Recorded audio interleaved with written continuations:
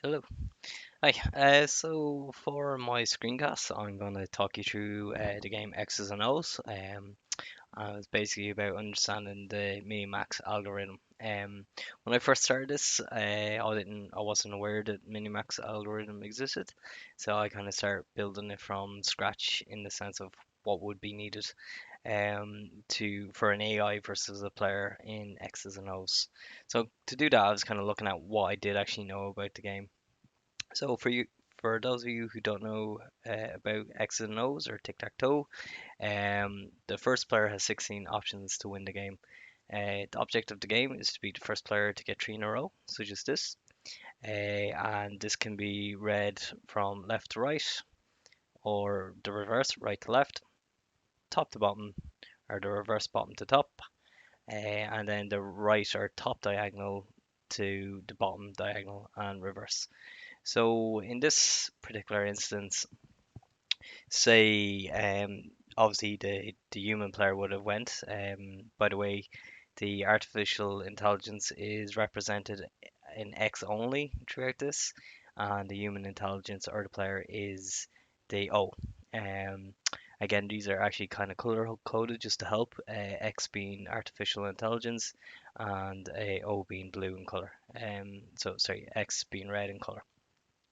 So yeah, in this scenario, like if the artificial intelligence player went twice, then on its third go, and it placed the X in this position, then you would actually read that top from bottom to top. So yeah, it's a turn-based game. So two players, and uh, the AI player is the X symbol, and the opening move is the fifth square. So within the fifth square, uh, um,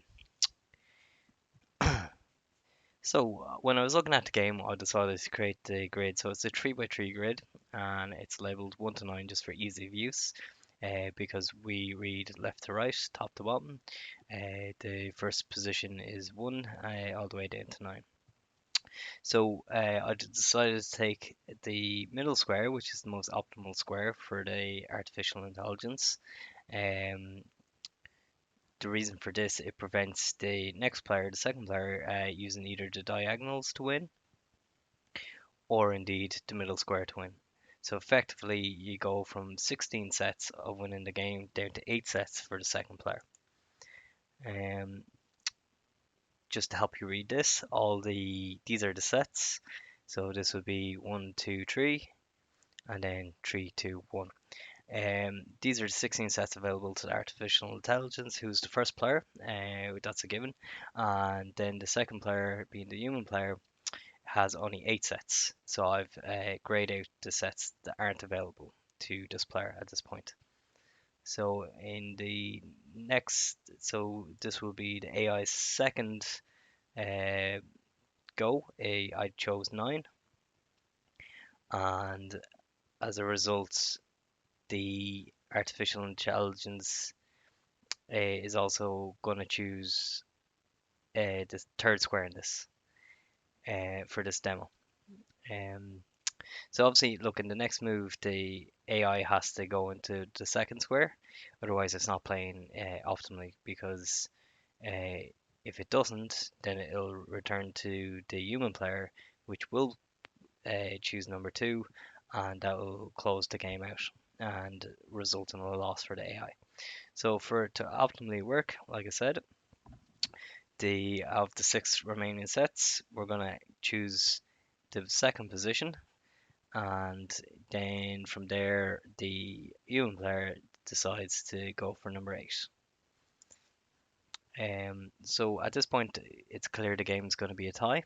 You can tell because um, the there'll be no clear winner. So in this particular move for the AI, I went with the fourth square, and obviously the remaining square for the human or the last move is going to more or less close off the game with no winner. If the human player didn't choose the sixth square, then the next round the AI would have one, so you have to close it off. So this results in a draw game. Obviously, this is a lot quicker when it's just two people playing, where you're looking for the optimal square. So to figure that out, I kind of start working with a pen and paper prototype, where basically in pen I did the grid, and I also did the first three moves of so two from the AI and one from the human player. So just to show you this, so this would be the first move by the AI player because it's the optimal square to take, and then I chose the first square for the human, and then to counter that I did the ninth square for the AI. When I did the game cycles, as I'll see over the next couple of slides, you'll notice that there was 5 AI wins, and I was able to force 2 draws. So in the game cycle, this first one, these first three are locked in. So you're really looking from the human player in the second move onwards. So yeah, this resulted in a win for the AI. Once again, this resulted in a win for the AI. Again, it resulted in an AI win. I was able to force the draw here using these moves, and again I was able to force another draw, and actually this should be 6. I was able to get the win out of AI. So, so might be a duplicate of 5 there. No. So yeah, by doing that using paper prototype, like I said, I did with the pen, I did the grid and the first three moves, and then I was able to place in pencil the remaining moves, rub them out, and start again. Again, I was just trying to figure out like if I was to input the data into the computer to help create this AI, how would I know what would be the best move to get the win, which is the outcome you're looking for. Um, I came across the Minimax algorithm online. So I'm going to read this in the sense that it is a backtracking algorithm. It's used in decision making game theory to find the most optimal move for the player, assuming your opponent also plays optimal. So it has to have that the other player has to play optimally as well. So in previous cases, there were scenarios where if the human player didn't counter, then on the next move the AI would win. Um, if if you didn't do that, then you're basically uh, not within the limitations for the Minimax program. Um, so it's a turn-based game. Obviously, it uses game trees in tic-tac-toe and the likes of chess. Chess obviously being more advanced version. With in the Minimax, the two players are called the maximizer and the minimizer. So the maximizer, as you can see, would be the artificial intelligence, and the minimizer in this case is human intelligence. So it's the positive value for the maximizer and negative value for the minimizer, and you're constantly trying to get back to zero. Um, sorry. So uh, when the maximizer has the upper hand, then the score will be positive. When the minimizer has the upper hand, it'll be in the negative value. Uh, that took me a while to wrap my head around, where the negative value was actually positive for the minimizer, if you get me. So the values of the board are calculated by some heuristics which are unique to the type of game. So obviously, as you can imagine, tic-tac-toe and the likes of chess, they're completely different games, and they'll have their own inner rules to follow, basically. So the Minimax algorithm takes into consideration that the opponent also is playing optimally, as we've discussed. It constructs a tree and follows a backwards approach. So basically, what's happening within the Minimax is it's a search algorithm that's constantly looking ahead and uses recursion to search through the tree. So what that means is basically, effectively, what it's doing is it's calling itself over and over again, and this will constantly loop forever unless you add a terminal spot. Um, so in this scenario, right, the this wouldn't actually be a good um, case for the AI.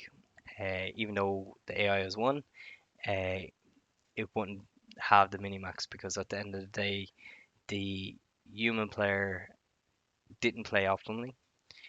You'd imagine at one point during its turn, it would have blocked this from happening. And likewise, the minimax isn't in place if the human player in this scenario has won in this fashion. We've touched on draws where there's no winner, and it'll bring it back to zero. So you play again. So yeah, there is limitations to the minimax algorithm, and we've actually kind of touched on these. Your opponent also needs to be playing optimally. So like if you're playing like a 6-year-old who's just playing for fun versus um, say a competitive adult, chances are like as an adult you don't play this game unless you're playing with like say a child that's like a nephew or whatever. But this should help like beat them if you're interested in that. So, anyways, the Minimax algorithm cycles through and compares and cross checks with each data set in the tree. At each node, this can be time consuming, which this is what I kind of had in the previous slides with the paper prototype. I had to cycle through each of what would the outcomes be, what would be the best move within that position, is there a better move? Um, so yeah, it's quite time consuming in that sense, and the computer's using CPU to achieve this. So an improvement is alpha beta pruning,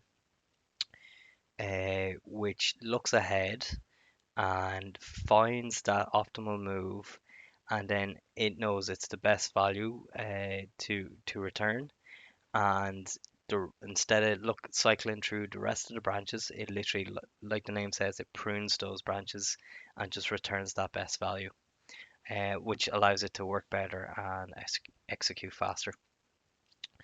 So this would be an example of a game tree, right? So this is the board as it stands. Obviously, the players have gone 3 times a piece, and it returns to the artificial intelligence turn. It has these three options. So this would be square 2, 5, and 6 in this case. The best option actually would be 2, as you can see. That would win the game. Uh, but with the minimax, it would also kind of cycle through to get the values of 1 and 3, just to make sure. Uh, at the last slide, you'll actually see a snippet of code, and this will actually run you through it in terms of like the initial state, the successor function, terminal state, and the unity function. This is basically what the minimax does. These states need to be in place. It checks them against each other, and returns the values. So here's the game tree from the previous example. Like we discussed, number 2 would be the optimal. But ideally, I would like these to be underneath here to show the ascending order, because if you can imagine, this board here is this board here.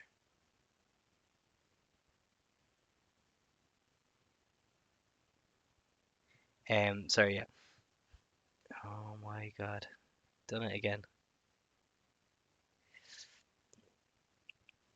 So this board here and this board here are the same.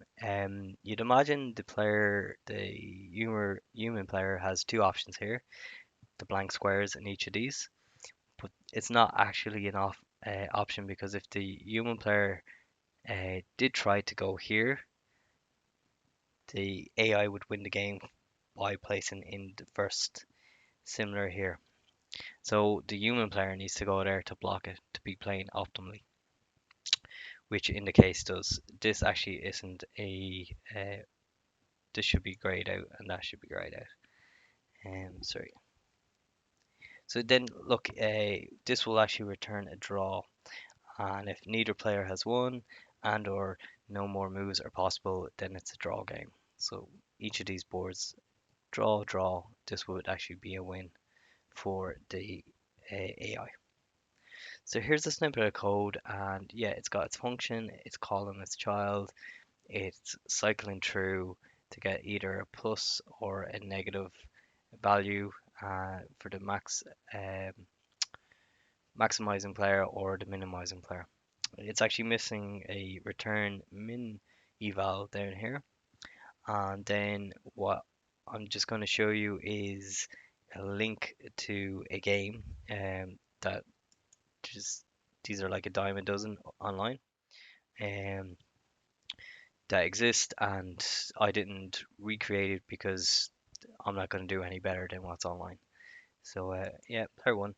So the whole point of the Minimax or the unbeatable AI would be embedded into this expert level, and then you'd have likes of random range in certainly the first two and into the third, but the hard would also have some data. It's You're never going to actually beat the unbeatable AI in expert level with the Minimax. At best, you can. Sorry, so I'm just going to play a quick game.